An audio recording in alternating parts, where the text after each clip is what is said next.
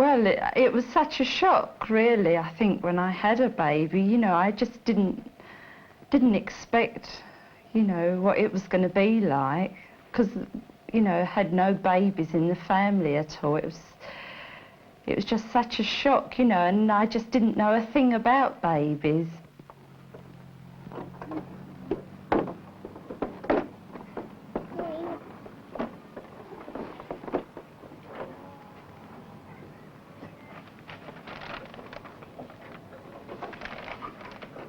We lived at my mother-in-law's for the first 6 months and then moved. We bought a house in Stanford-le-Hope. But that was our sort of first home after when we got married. And that's where we lived until we moved here. We arrived in the monsoon in January, and it rained for about 6 weeks when we moved in. Oh, and I was that upset about it. You know, it's terrible here. You know, it's so different way of life, and it was a long way to the shops.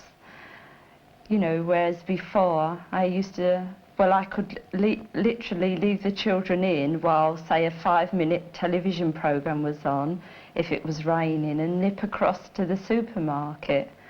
But of course, you know, once we got here, I had to push them both in on the pushchair, plus, you know, I had to get all my shopping.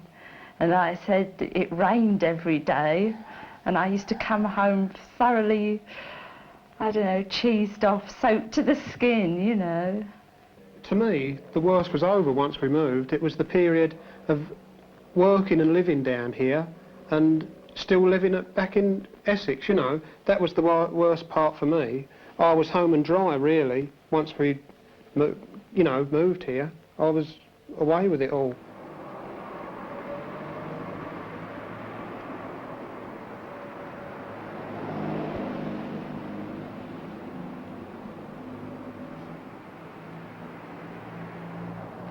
I was a lonely mum, came to Honiton with my husband's job. I didn't want to come. I started playgroup, and I needed the playgroup very much. I was very lonely, and I was a mum help, and then I started staying when I wasn't a mum help, and I didn't really know any young mums because I lived at Kumali and didn't get the chance to come into town that often, so I'd lost contact with people and children of my own children's age, and the playgroup sort of gave me this. So I think I can see the rural side, and Denise gets the town Yes. side, so between us we work it out.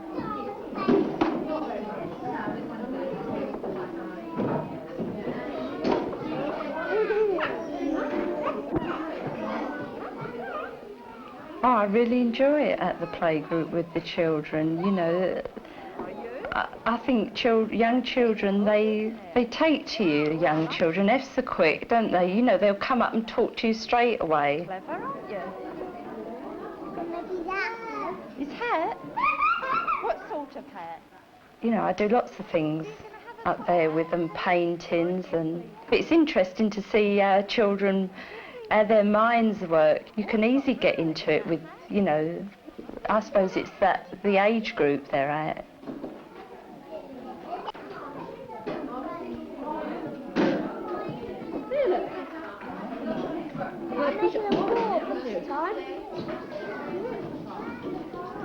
But it's a nice morning, it's a nice change from indoors and housework. We always ask that the mother stays with the child on the first morning. We don't like a mother to come in and dump the child. We like them to stay for as long as the child and the mother needs to stay in the group. And if the mother really doesn't feel that she can go and leave her child with us, even though the child is happy, I would never ask her to go. But, you know, so if we need shopping like biscuits and this sort of thing, and then I would ask her to go out and do the shopping for us. And gradually they get the confidence then to go away for longer.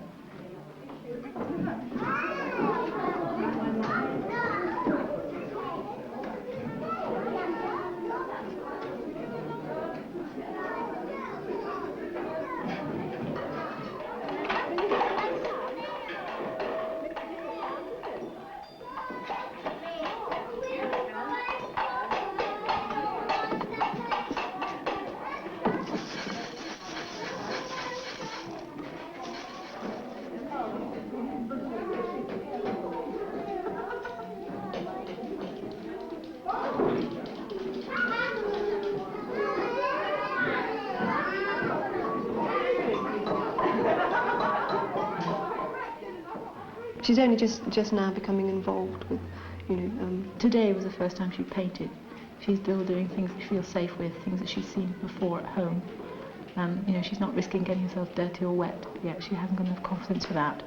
Today is the first time she's sort of broken away from Mum and sat on her own. She's still spending a lot of time quiet. observing rather than being involved.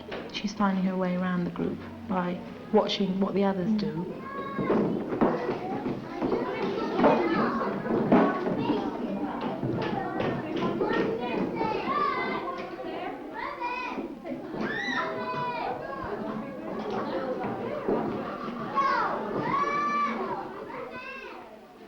It gives her something to look forward to. You know, before every day was the same. I think she seems happier for going, you know, for going there. She's always, you know, saying, what day, is it today I'm going? You know, and it just gives her something, because every day is the same otherwise, isn't it?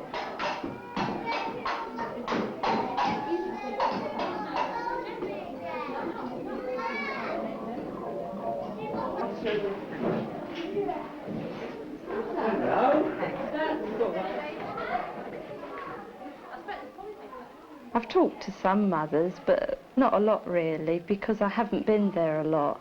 You know, it's getting to know people more before you talk a lot, I suppose.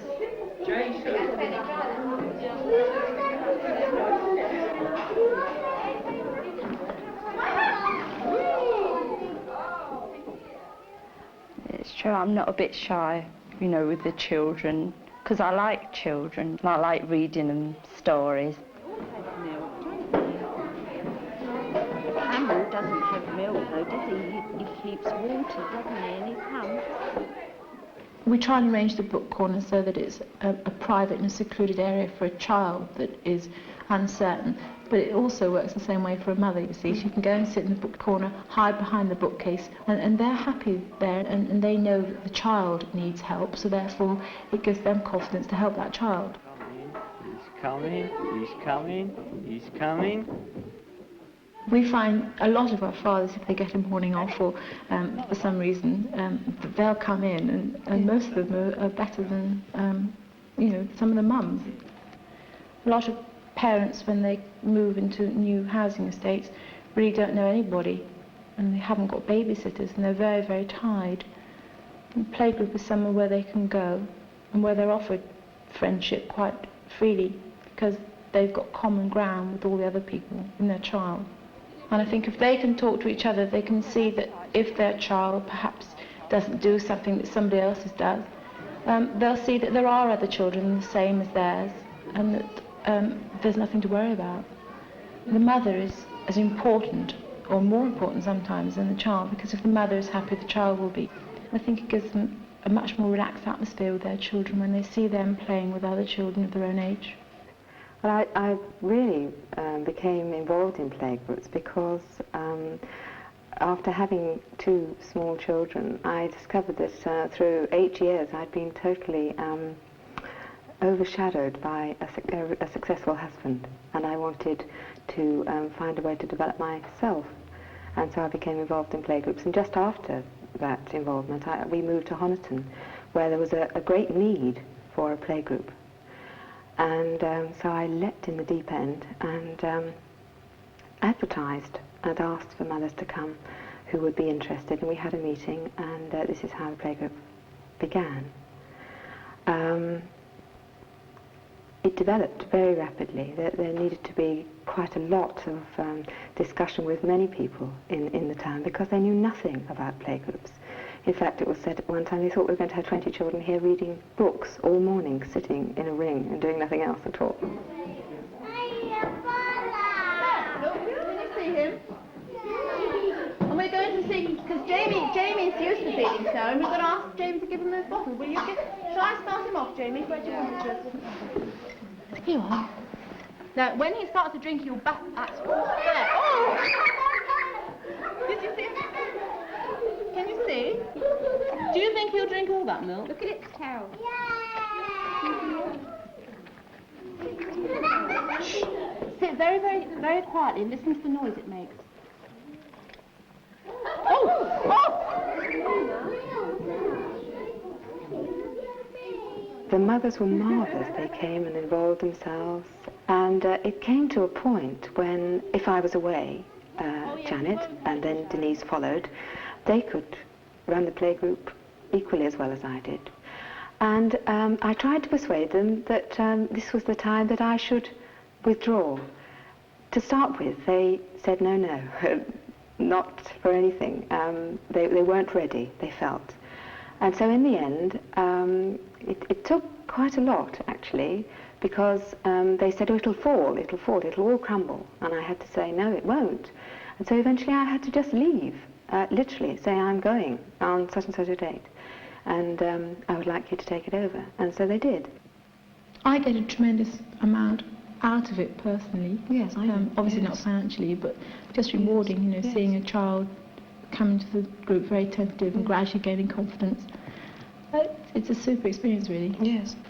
The mums, the friendliness, the children, just the whole friendly atmosphere of a playgroup. And to get satisfaction out of helping the children, encouraging them, hearing them laugh, comforting them when they're crying. Just seeing that they are generally happy.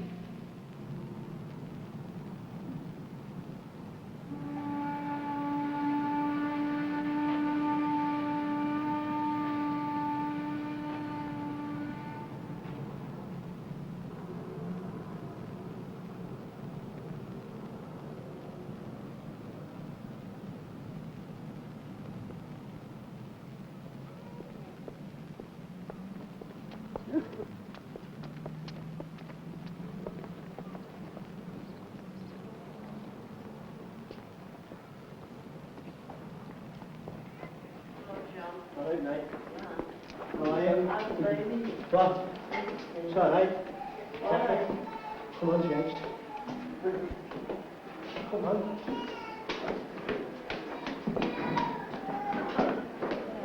Otherwise, he's playing here.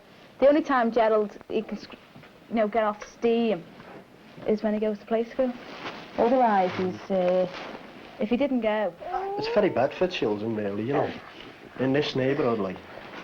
And besides it being an upstairs flat, you know, as she says, they don't get out much, bar enough for the play school. Because even down the yard, you know, it's only a small yard and it's a bit untidy, you know.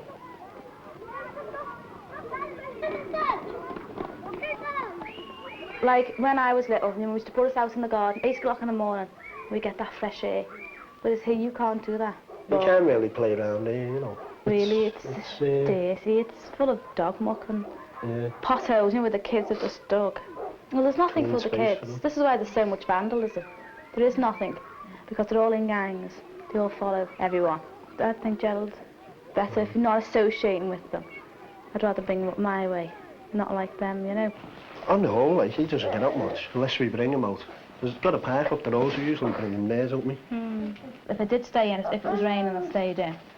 He'd a couple of hours, then he'd start getting restless. And he'd be on at me, asking me all kinds of questions. And he'd get sick of the telly then, and he'd get sick of one thing. And I used to... My temper would be that wound up in myself that I knew if I hit Gerald, and he'd done something naughty and I hit him, I'd go too far. I used to go in the bedroom, remember one time you come in, I used to sit on the bed, I used to get my fist clenched and I'd punch the bed and I'd scream at the top of my voice. And then I'd be alright. And he'd say, he'd come in and say, you're going soft, you're going on the bed, but it's the only outlet I could do.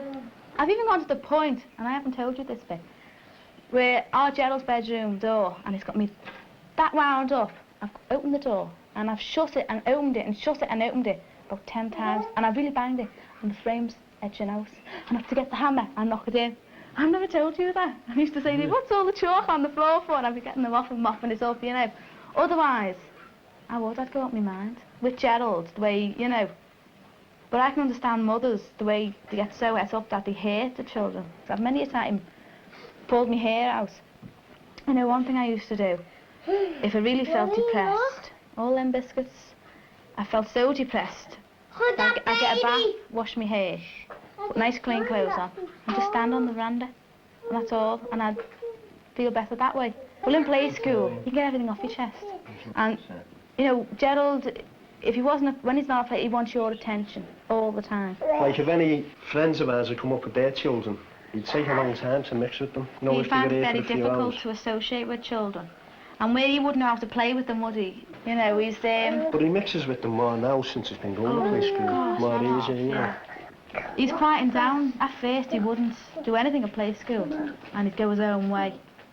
But he'll have a run round as soon as he goes in. Goes on the slides, has a go with the music, has a go with the house, wrecks the house up.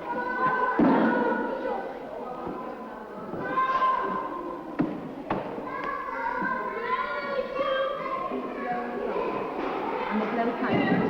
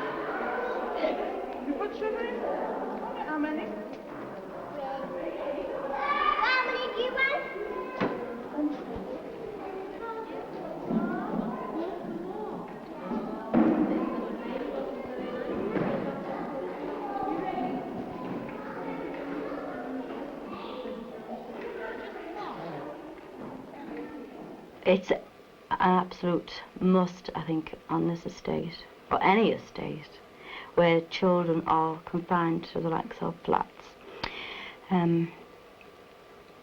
It involves the whole family, I think, dads as well. We do have dads come in play school, you know, and we can sort of worm them in. But it gives the whole link to the family and us. We're not separate, you know. They look upon us as friends, and any problems, you know, they can come to us, and we try to sort things out, you know, if we can, regarding the children. No, or even the mums as well. They yeah. sort of get a bit more confidence, and they all speak together, and we sit down and have a cup of tea, and they sort of tell us tales, stories, the things that involve themselves and what goes on in the estate, you know, all the little news. What do your husbands feel about this? Well, my husband sort of got used to it. He even likes coming to play school himself, I think. So he gets involved with the mothers, not the children. And he sort of sits there and has a cup of tea, and he also helps out with the equipment. He takes the things out. Yeah. When you're outside playgroup and you're doing your normal shopping and on your travels, and you happen to bump into an old playgroup child who's at school, and she shouts or he shouts, hi Auntie Jean, you know, and it gives you some, you know, just a lovely feeling inside. We'll play with these. He's very confident in what he's doing. He likes to be the centre of attraction most times. He's a leader, definitely a leader. He's always got a crowd round him, and he sort of stimulates the others into active games.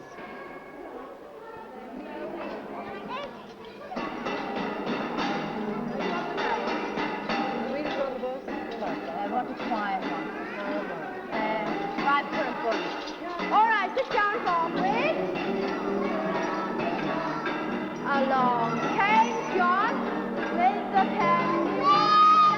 Oh, in a minute. Good, and he took it away.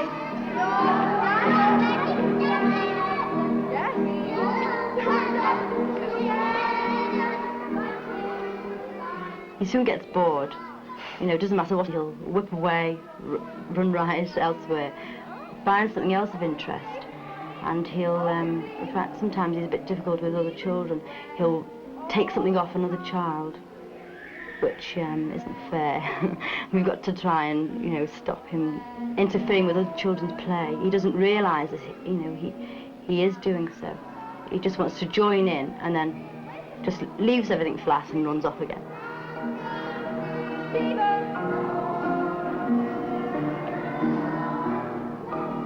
How did this playgroup begin?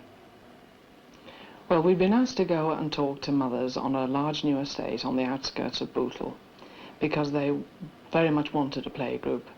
And so we set off one night, a cold, dark, windy night, and we got to the youth club where the meeting was to be held.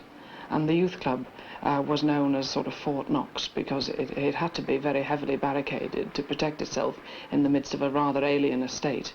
The estate, incidentally, was known as Dodge City, and they did say you needed a gun and a passport to go into that estate. However, we got there, and we went through these big steel black doors, welcomed by the girls who'd invited us to go up to talk to the mothers. And I was shattered, absolutely shattered, when I went into that hall. I've never seen anything like it. It was absolutely packed from the front to the back, and every woman who was there must, it seemed to me, have a baby or a toddler or an older child on her knee. The noise was fantastic, and there was a desperation, an urgency about the meeting that communicated itself to everybody there. The women seemed to be leaning forward. I had memories of white faces and headscarves and nervously smoking cigarettes, and the urgency about the situation gripped me. My first thought was, my God, how are we going to cope with this demand? These mothers really need somewhere for their children to play. We coped, we managed with that meeting, with the help of the mothers who'd started it off, who'd invited us up, and eventually one playgroup to serve just 20 small children from what must have been 100 children there that night was formed, and 5 years later it's still flourishing. The playgroup is run by the mums, really, and I think they should get the benefit of helping their own children in playgroup as well as other children. A new mum, you always know that they lack a great deal of confidence. They usually come in very sheepish, very quiet, you know, stay in the background a great deal. So therefore, we need to get them in slowly but surely, so we asked them to do a little job for us. Could you help us with the paint mixing or the dough?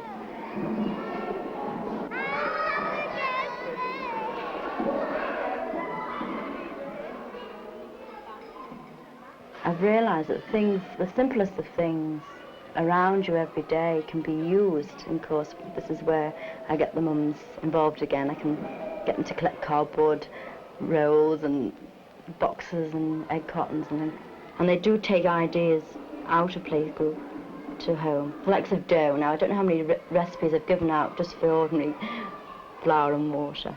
They think it's something special when we suggest it to them, to take it and make it at home. They think it's marvellous. Even the dads come in and can be more sheepish than the mothers. They feel it's not a place for dads. with a gang of mums. To have a conversation with a child, I think for Dad is even harder for him than the mum. I think after he's been in play school a while, he'll suddenly discover that, yes, it comes easy when you think about it. But at first, I think they don't know that. They think we're marvellous. You know, they've said to us, don't know how you do it every day. You must be born to it, having the patience. But I wasn't. I was very sheepish myself, you know, when I first started. And I think this is good. It gives them all confidence, mum, dad, and the child. I think if we start with the parents and look after them, this must ultimately benefit the children. It has been said, you know, that there is no greater investment in children than investing in parents. I think this is what playgroups are about. We start out by looking at the needs of the parent and child together. And in the short term, we've got to concentrate on the parent, because unless we've got the mother and the father working together happily for the child's sake, we're not going to benefit the child. There is the point when suddenly they say, do you know, I never really saw him before. I'm looking at him now with new eyes. I'm seeing what he's doing. He's not just playing, he's working. And now I know why he's so exhausted when he comes in from play. And especially if he's starving at the same time, because that's a hell of a mixture with a child, a tired child and a hungry child. But I see it. And because I see it, I'm patient and much more tolerant of him. And I'm interested. And I peep around the door to see what he's doing. And I watch his fingers, and I watch his hands, and I see the absorption, the utter concentration. No wonder he doesn't hear me. He's not being a little... He truly doesn't hear me. He's shut off the outside world, and he's in that rich, marvellous land of play. And I think this is what the mothers do come to see.